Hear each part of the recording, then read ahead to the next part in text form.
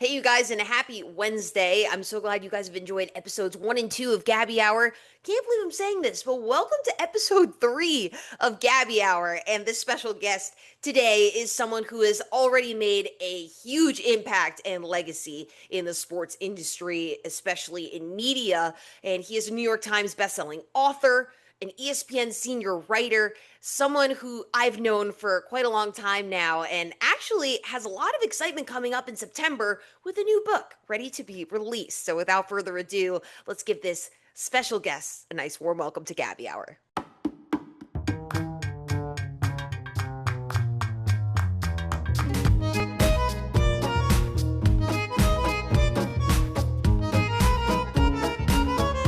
Mr. Seth Wickersham, thank you for being on the Gabby Hour. This is a huge honor to have you on the show. First of all, how's it going? A little lull in sports right now for you, right? Yeah, hey, it's great to see you again. It is a little bit of a lull, but football never really ends. And those of us who are in the book business, it never really ends. We have a joke among my friends that this is no way to live, and yet it's also a great way to live. So I'm living it right now. I love it. And we're definitely going to get into all of that. But I always start the show with kind of introducing our guest based on how we met. So I remember it was, I think, 2 or 3 years ago. I was in my apartment in Providence and I found out what LinkedIn was. So scrolled through the catalog of ESPN people and I come across New York Times bestselling author Seth Wickersham. I'm like, you know what? I'm going to try to connect with him. Why not? I'm just going to shoot my shot. So I find him, connect. Sure enough, he accepts the invite. I'm like, oh my goodness, I did not think I'd get this far. So then I send this whole spiel. I literally have it and I'll show it on the screen as we're chatting.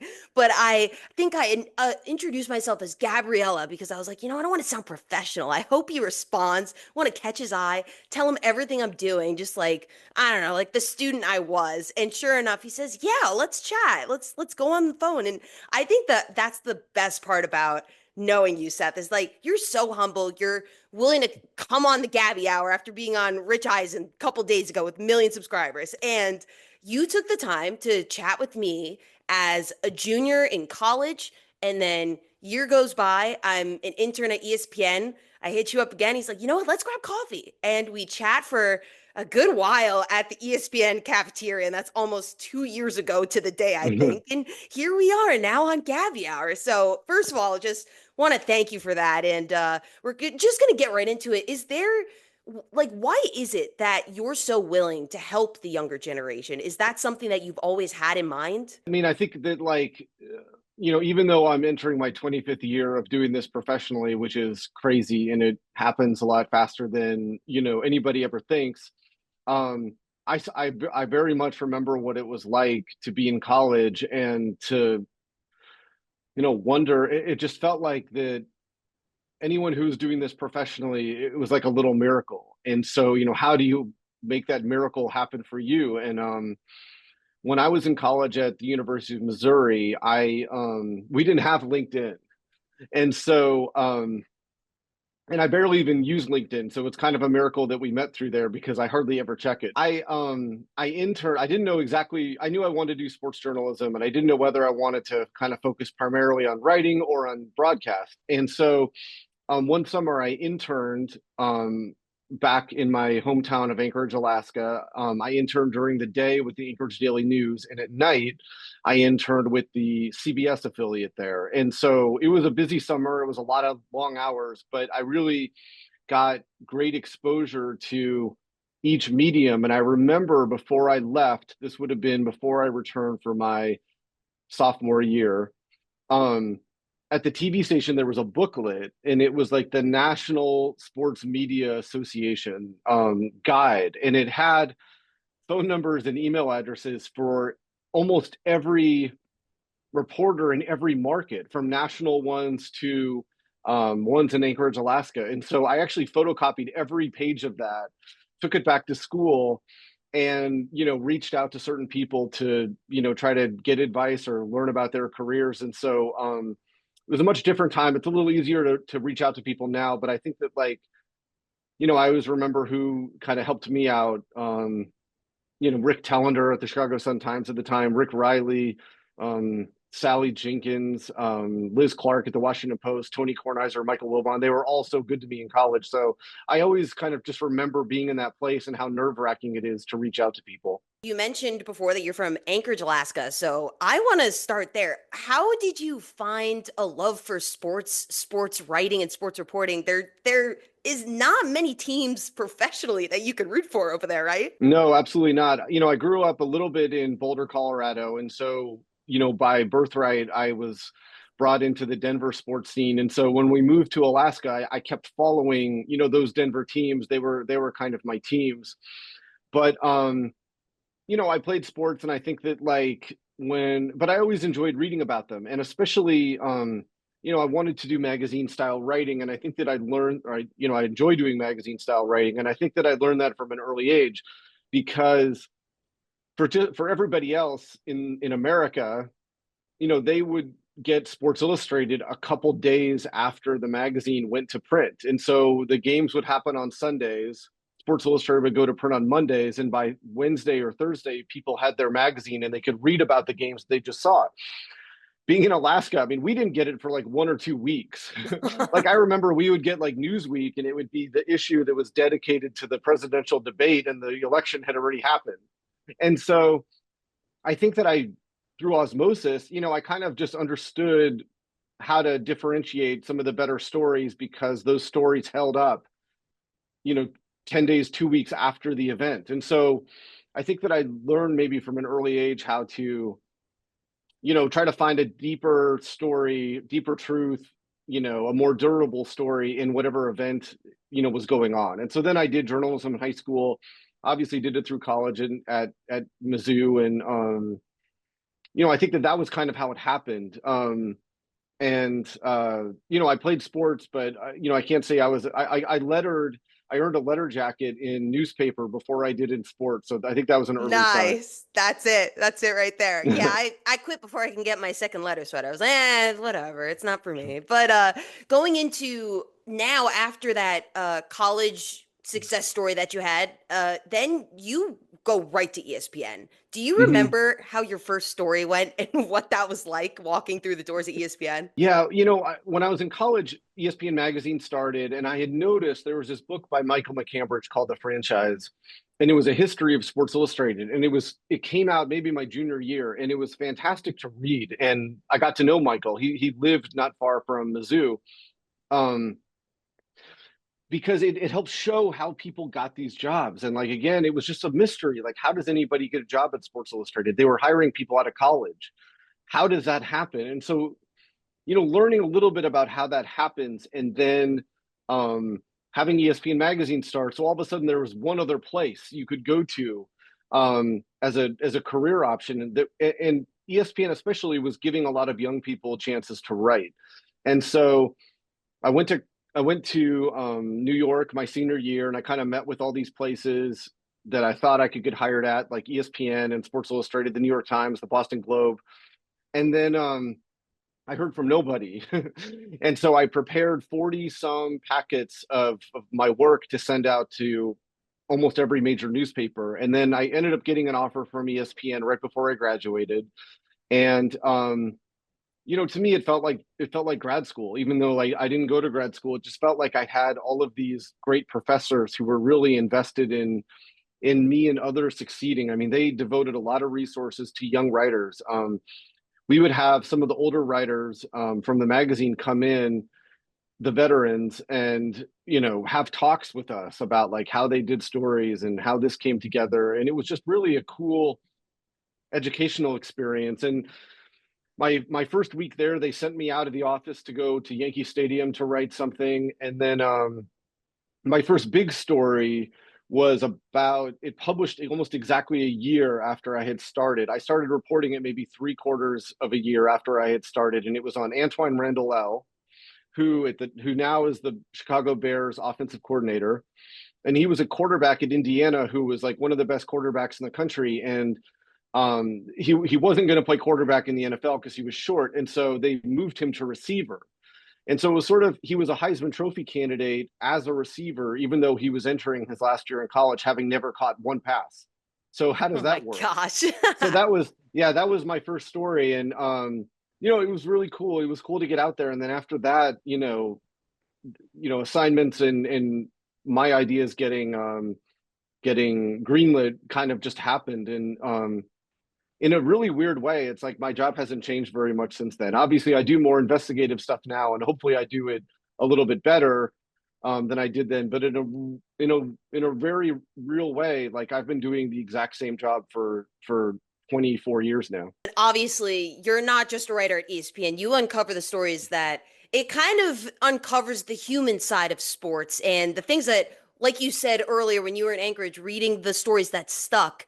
Those are the ones that aren't often talked about. And we're going to get right into obviously your best-selling book at the moment before that new one comes in a couple months. But it's better to be feared. The Patriot Dynasty story and the pursuit of greatness that they've had. You had an investigative piece novel, let's say, and that takes years.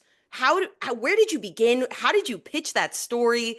And what went into it? So, I mean, that's again, these things are kind of lucky. So, I get hired at ESPN in 2000. In 2001, I'm writing stories regularly, and they sent me to Foxborough, Massachusetts to write about the quarterback for the New England Patriots who was filling in well for Drew Bledsoe and then was probably going to go back to the bench, this guy named Tom Brady. And we both graduated college the same year, high school the same year.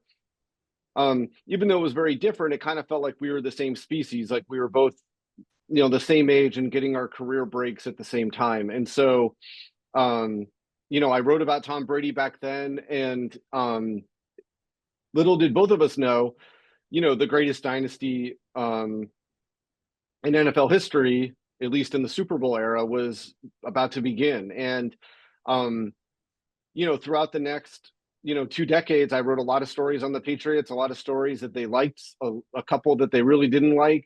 But I had just kind of like amassed a lot of work um, that covered them from every angle. And so W. Norton came to me and they asked if I would write a book about the Patriots. And so when they did, even though I never written a book before, I felt kind of like I felt like I had a good place to start from, in the sense that I still had all my notes and my transcripts from all of those years of doing all these Patriot stories. It's a good lesson if anyone wants to be a journalist: never throw away transcripts or notebooks, because you never know when they might come in handy. And so I had an idea of how to do the book, and then COVID hit, and obviously nobody was going to games, locker rooms were shut down, so it changed the calculus of it quite a bit. But I ended up writing the book during that year, 2020.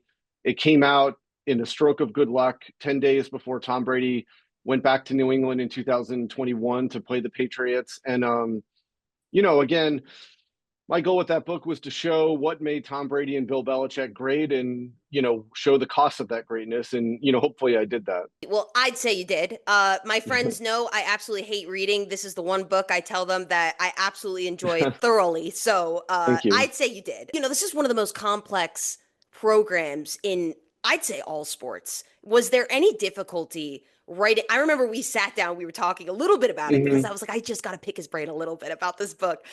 Was there any roadblocks that you ran into? Anyone that maybe gave you a hard time, wouldn't give you much when you were looking for more information? I mean, that stuff happens all the time in reporting. I remember when I was an intern at the Washington Post, before my senior year in college, they had these intern lunches, and all the luminaries from the newspaper would come, and Bob Woodward came to ours. And, it was fascinating to not only sit with, one of the top five most consequential, journalists ever, but to learn about how he did investigative reporting. And I think that, like, no matter what you're doing, you're always going to run into situations where, some people won't talk to you. Maybe the main person won't talk to you, and you have to figure out a way to do what you need to do anyway. And so I think that the benefit of that is it gives you a lot of confidence as a reporter. So, like, even though, Bill Belichick and Tom Brady didn't cooperate for my book, I had years of interviews with them that I had done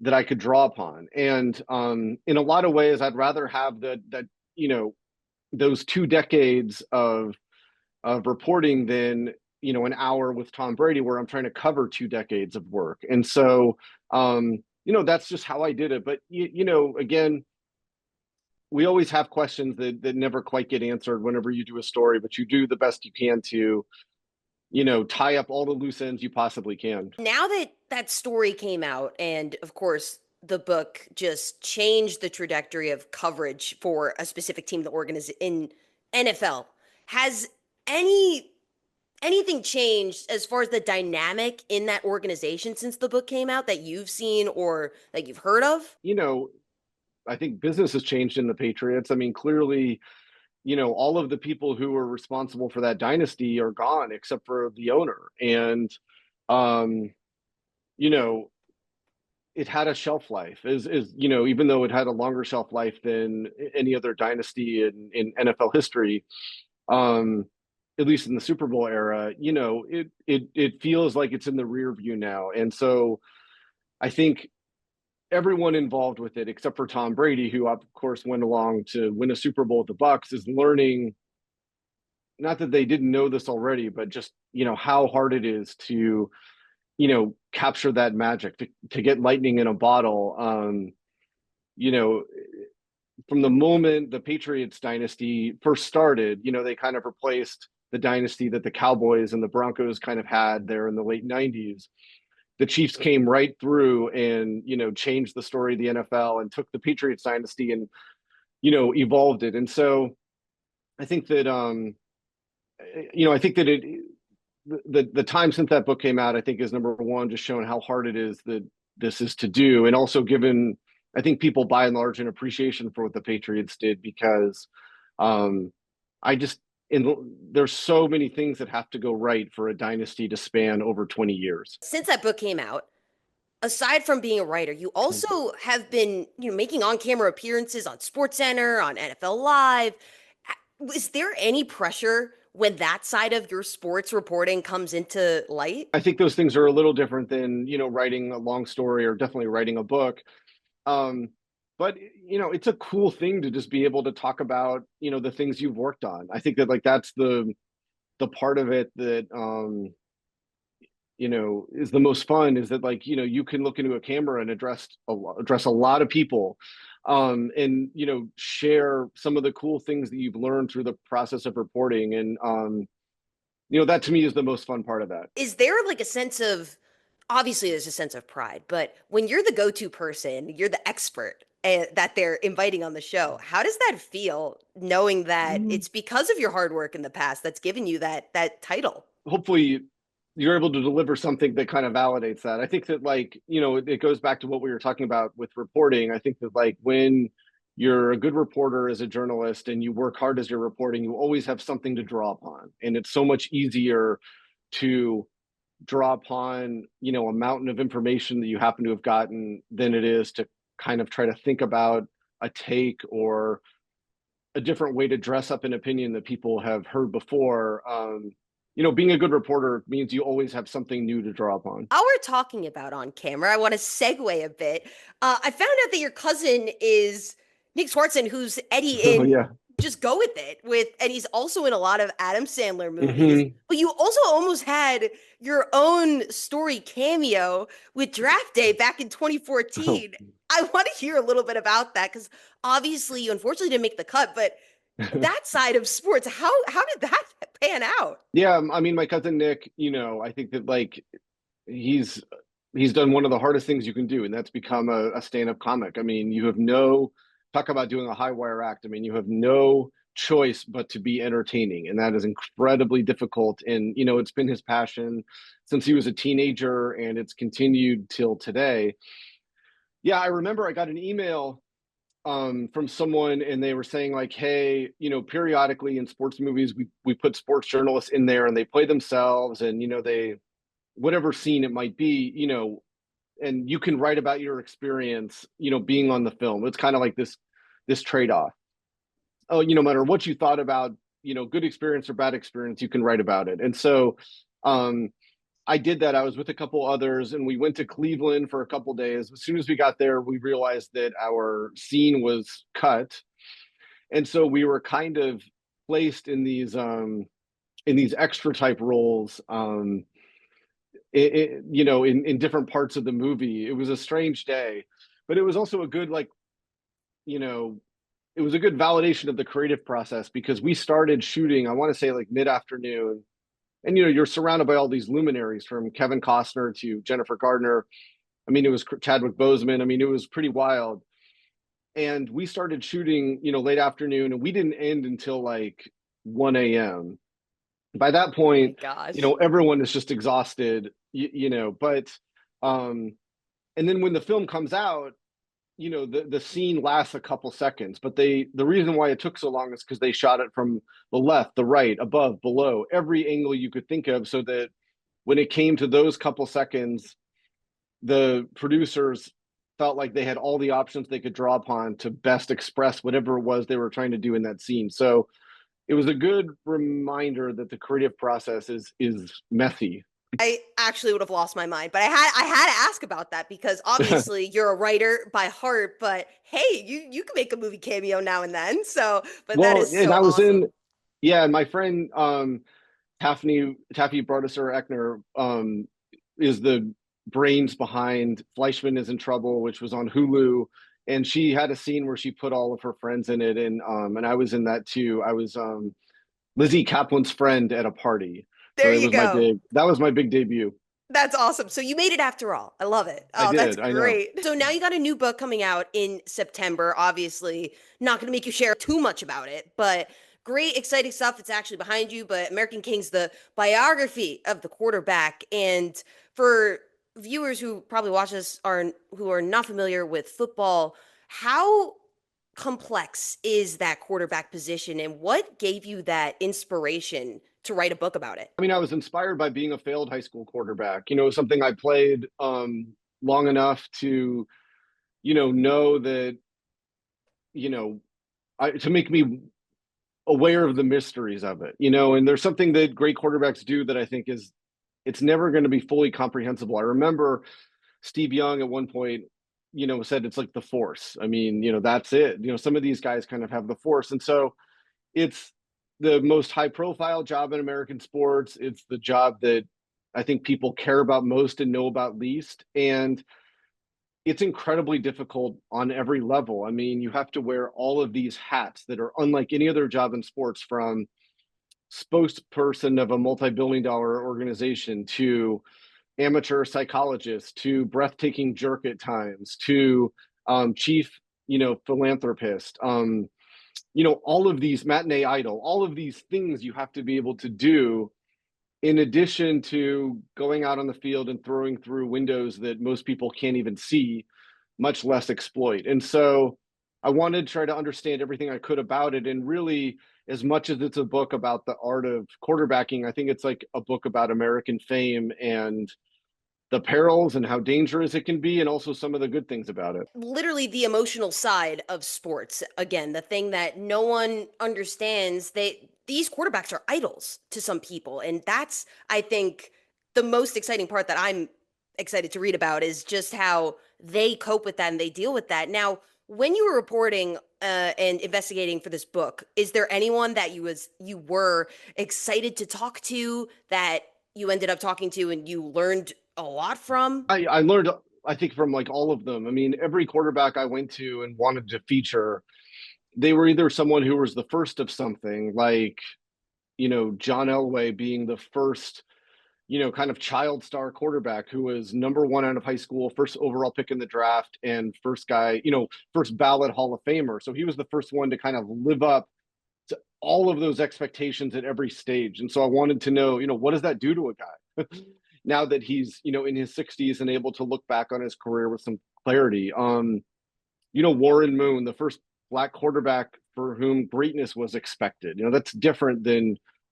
being the first black quarterback in the NFL, how he navigated that and the things that broke him along the way and how he healed. There's guys today who I wanted to learn about: Arch Manning, Caleb Williams. There was one quarterback named Colin Hurley who I spent a lot of time with as he toured the kind of modern quarterback circuit. He's at LSU now. I mean, he almost died in a car accident in January, and thankfully he's made a full recovery. And so, again, my goal with this book is to just show this position unvarnished and how, how mysterious it is, how beautiful it can be, and how dangerous it can be. Did it change your perspective at all, or did you know what you were going into and trying to find out? I think the thing that impacted me the most was just, how these guys are being asked to do something that no one knows that they can do. And really, like, there's no predictor. Like, a great high school quarterback doesn't necessarily mean you're going to be a great college one. And we certainly know being a great college quarterback doesn't mean you're going to be a great NFL quarterback. They talk about, hey, this quarterback can make all the throws because you see him on Instagram and he's throwing all these unbelievable passes, you know, on air, not wearing pads or anything. And really, you never know if a quarterback can make all the throws until they do it. And can they do it in the NFL in September? Can they do it in December? Can they do it in the playoffs in January? Can they do it in the fourth quarter of the Super Bowl with someone like Bill Belichick scheming up, defenses to stop them? I think that the winnowing that takes place is really, really fascinating to me, and learning about that up close was pretty cool. You've been reporting for quite some time before the digital age, and now there's that media impact. And like you said, they're doing trick shots on social media and they're Mm-hmm. getting a lot of feedback, a lot of traction. Did that ever come up in conversation with especially Totally. the young quarterbacks, right? Like, how did that impact them? Just imagine a life where you're 14 years old and people are saying you're the next Tom Brady. I mean, that's just wrong. Anyone who knows anything about Tom Brady knows he wasn't even really playing football at age 14. He was a backup on a team that went 0-8. He wasn't even good enough to get one snap at quarterback. I think he played linebacker that year. But, like, the things that made Tom Brady great happened, when he was at Michigan and he had to figure out a way to to be less of a whiner and to kind of grow up and mature, and then nearly losing out on his an NFL career when he almost went undrafted. And I think that he hardwired himself a particular way that you know made him fully aware that he cannot take anything, not one snap in practice, for granted. And so, you can't appreciate that when you're 15 years old. Steve Young at one point was saying, how many people want to be the next Tiger Woods? A lot of people. How many Tiger Woodses are there? There's one. And I think the same thing happens with quarterbacks. And yet at the same time, we're so hungry for people who can do this at a high level, and we're so hungry to spot it in its infancy, that I think that, like, the confluence of that fame and expectations that they're exposed to every time they open an app and the difficulty of what they have to do in the field are completely at odds, and make for a pretty difficult life that not a lot of quarterbacks are willing to kind of show the vulnerability to dive into. Yeah, the vulnerability is huge. And one thing that goes into that is there a message that obviously readers are going to have their own opinions, but is there a message that you're trying to convey to quarterbacks, maybe young, starting out to be a quarterback, or even the ones that are in the league right now? That's an interesting question. If I think that anyone who's ever played quarterback or thought about playing quarterback, will find something interesting in the book. I think that um, current quarterbacks will probably, look at certain things that some of these guys did at points of their careers that,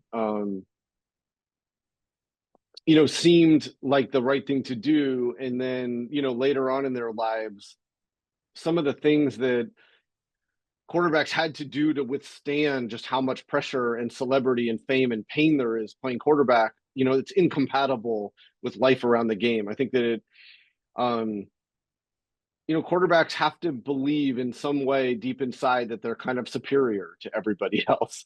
And, that's a fragile thing. And I think that, they have to figure out a way to create an ecosystem that allows them to go out on the field and not have doubt. And that, of course, is fascinating because everybody has doubt. Even Tom Brady. I mean, Tom Brady's come out and said, everyone asked him about, he took a nap, you know, an hour before his first Super Bowl when he was 24 years old. That's because he was too young to realize how big it was, which was great. When he got older and he realized how big it was and how painful it is to lose, he wasn't sleeping a whole lot the night before Super Bowls. And so, I think those things are the things that I think, hopefully quarterbacks find interesting. I love chatting with you because it's like you're reporting all of this. Like it's like as if I'm in your mind right now, just hearing how your thought process goes when you're writing this book. But thank you so much for giving a little bit about the new book, which is coming out September 9th. So don't miss out on that.